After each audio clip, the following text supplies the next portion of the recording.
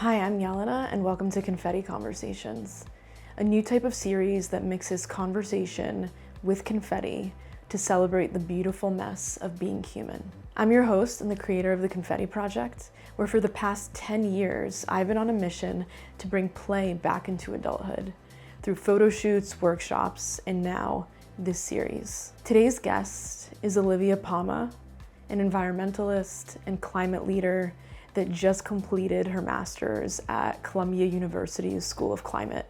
She's one of my oldest friends, and I'm so excited that we got to sit down and hang out. In today's episode, we explore what it means to remember play as adults, how to stay connected to yourself during seasons of change, and why joy can be both a practice and a lifeline. This is for you if you've ever felt burnt out, craved more fun in your day-to-day, or needed a reminder that play isn't just for kids. Welcome to your new favorite play date. I was actually wondering, do you know how many places you've lived in? Well, I think it depends on what you consider living. Let's do 3 months and more. New York, Madrid, Lima, Ibiza, Santiago, Berlin, Mexico, 6, 7. 7. That's a lot, 7 places. Are you leaving New York? I am. I'm hearing this for the first time on record, by the way. What was little Olivia like? I think there's a lot of sides to little Olivia.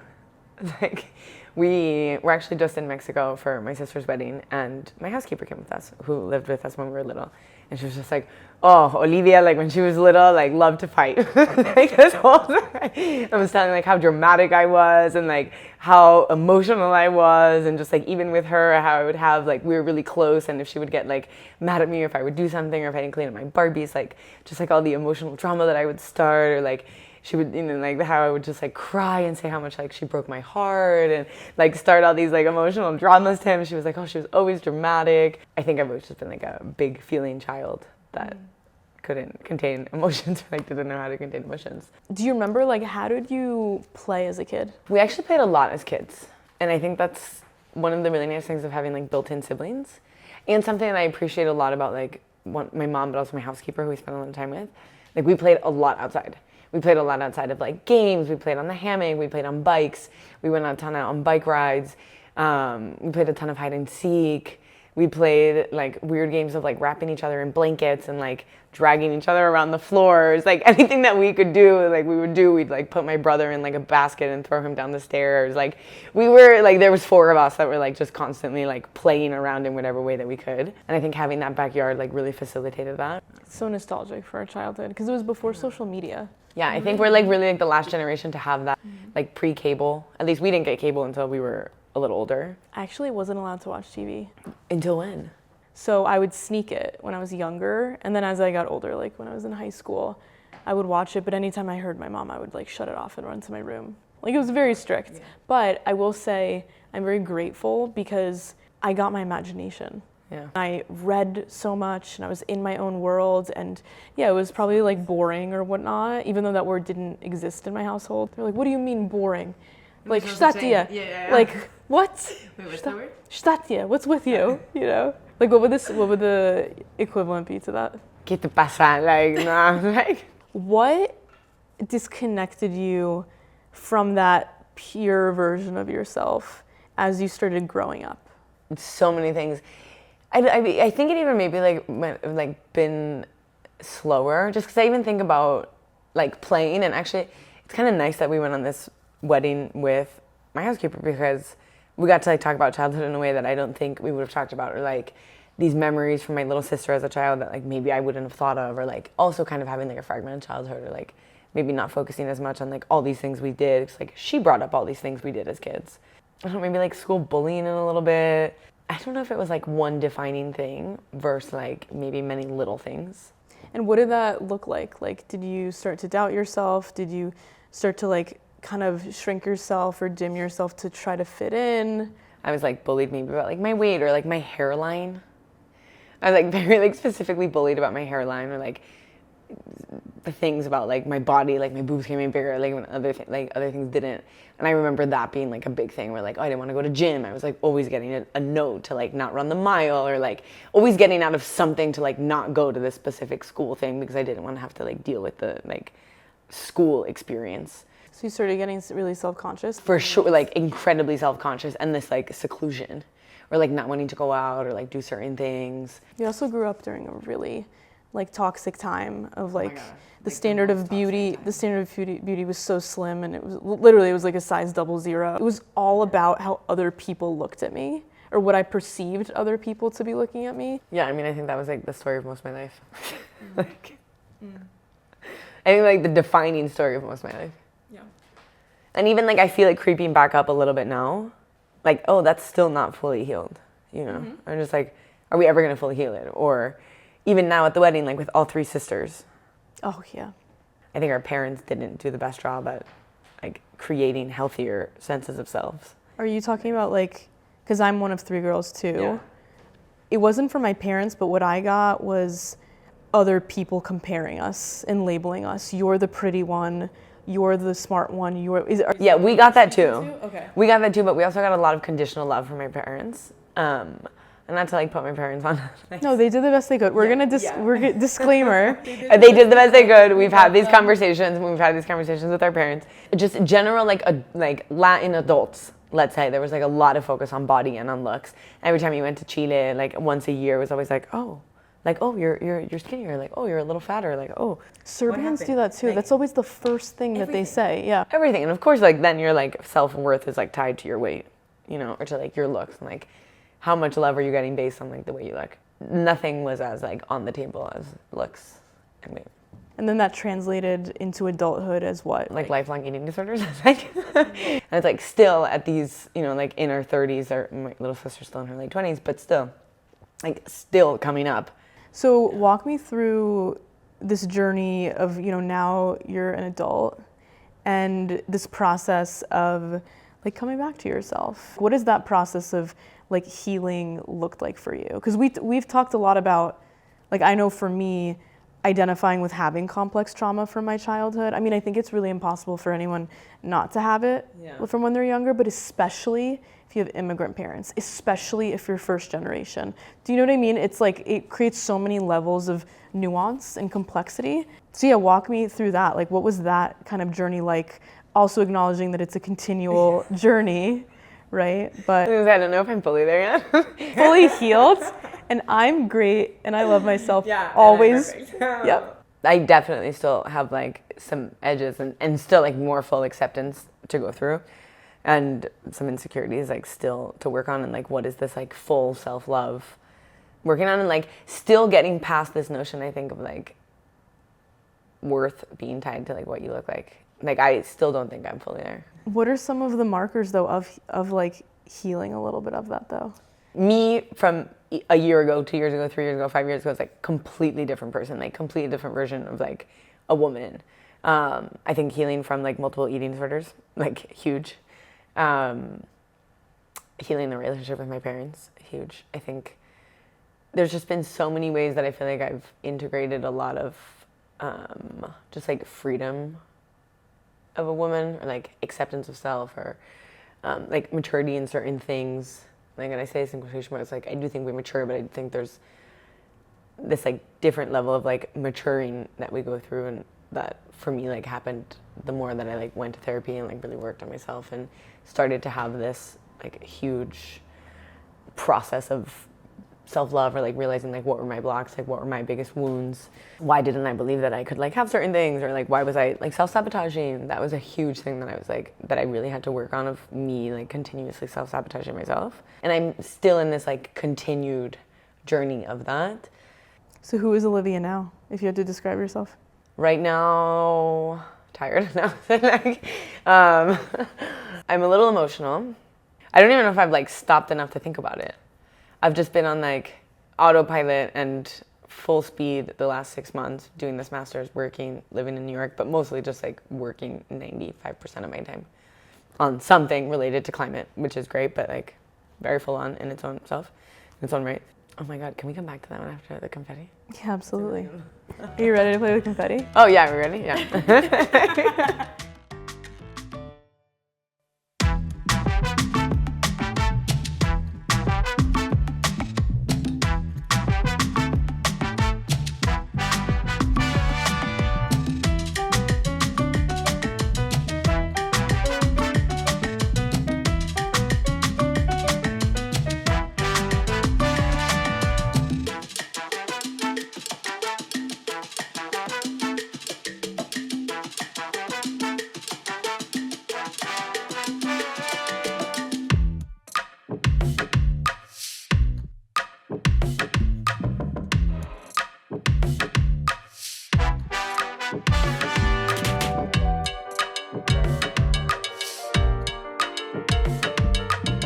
How do you feel right now? Good. I feel good. I feel like I just like ran around the playground, you know what I mean? Feels really fun. I feel like lighter.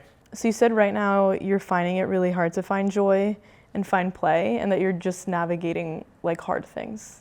Yeah.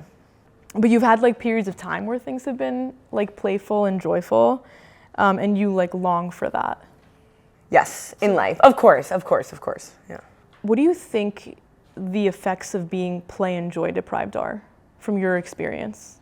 Oh, I think life is just like rigid. I think you just feel like cold. You know, I think it's like, also winter didn't help. You know, like. Well, getting your master's too didn't help. Well, that is like, that's the extra like working, getting my master's, winter, New York, not having like a core group of friends. There's just like a lot of things at one time that were particularly difficult and like made me feel a little joyless and thus like crave less play. Like have less like time, literally have less time and space for play. And even if I had time, just like less space or like less desire or ability to play. And it's just like cold. And of course it's like boring, but I think you're just like, this is like when you don't smile at anyone, when you like someone says hi to you, you're just like, oh, when you like push them, you know, you just like push everything fun out of the way, where you're just like from one thing to the next and, you know, maybe like fast and rushed and just like not enjoying anything and just like, it just feels so like tense. And that doesn't really feel like me. Like I like to find wonder. You know, if we like walked around Williamsburg, remember all like the silly little things we would do, just like walking around the street or just like finding just like joy in these little moments or just like this, like, you know, this just like amazement at the little things around you where, you know, then just suddenly I'm like, did I even like pass the street? I don't know. Did I, you know, like I'm like, where was I for the last 5 minutes? You know, where you're just like completely out of it, that you like don't even remember the things that you did. And that's just kind of how it's been, like autopilot, just so many things, a to-do list, every minute of my day from when I wake up to when I go to bed, filled with crossing something off of my to-do list for like school or work or life or admin or something that I had to do. And that's really hard. It's just like kind of oppressive. It's not very enjoyable. I will say, like I was just saying, I did go out dancing this weekend and it was so nice. And it was my first weekend in New York since I moved here without homework or without like a serious to-do. And it was just so liberating. And I realized just how much like tension I've had and just like how much stress and anxiety I've created for myself and how I do not want to live that way.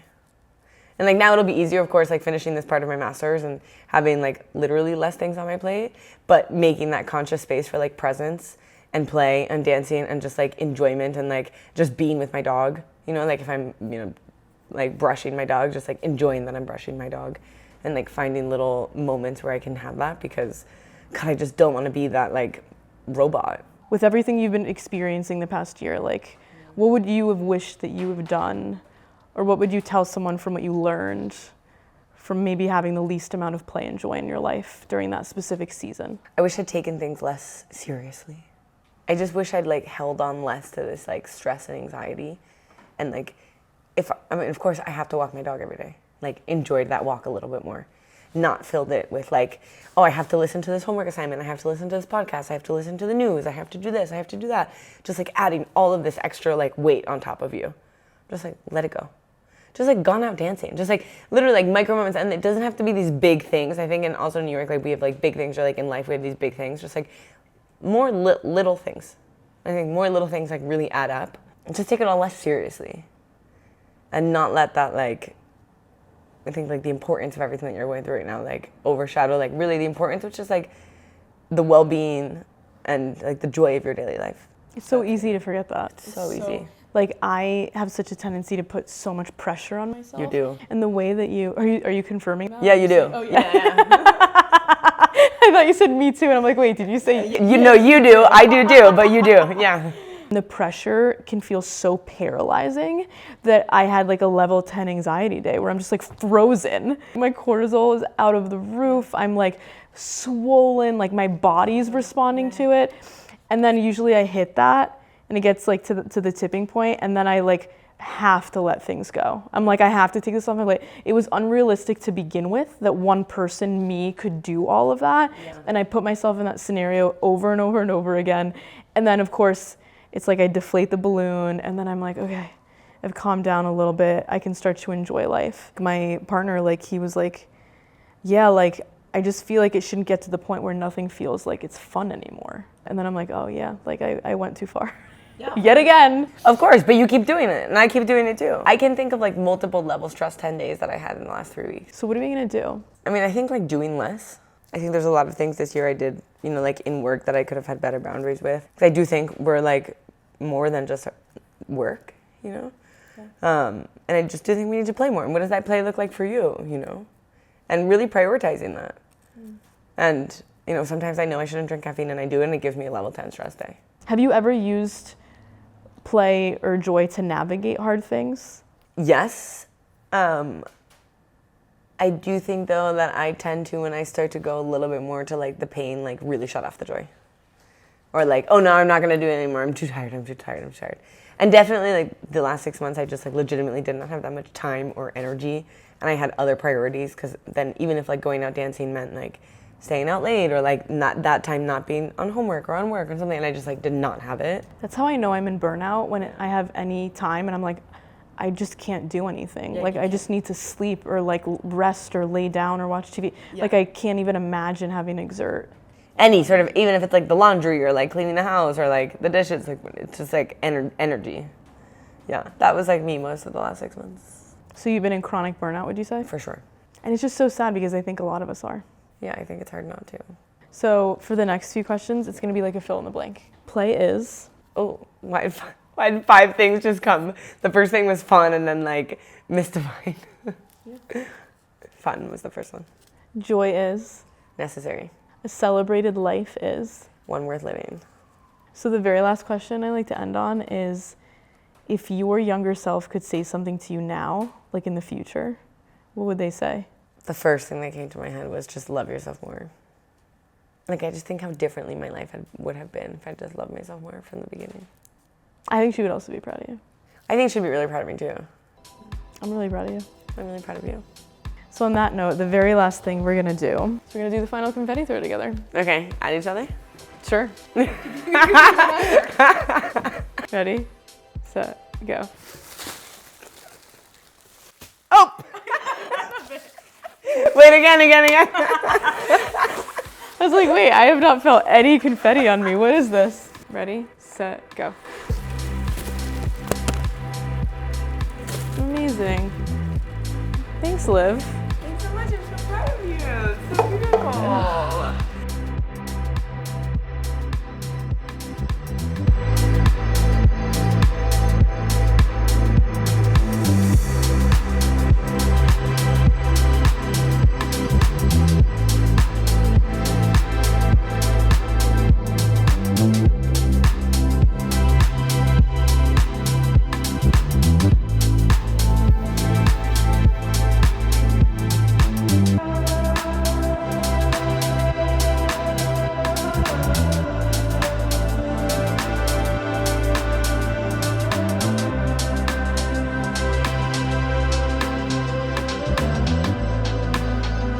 Internet friends, thank you so much for getting to the end. If you liked it, please share, comment, like. It really goes such a long way. And stay tuned for future episodes every other Wednesday at 12 p.m. Eastern. Thank you.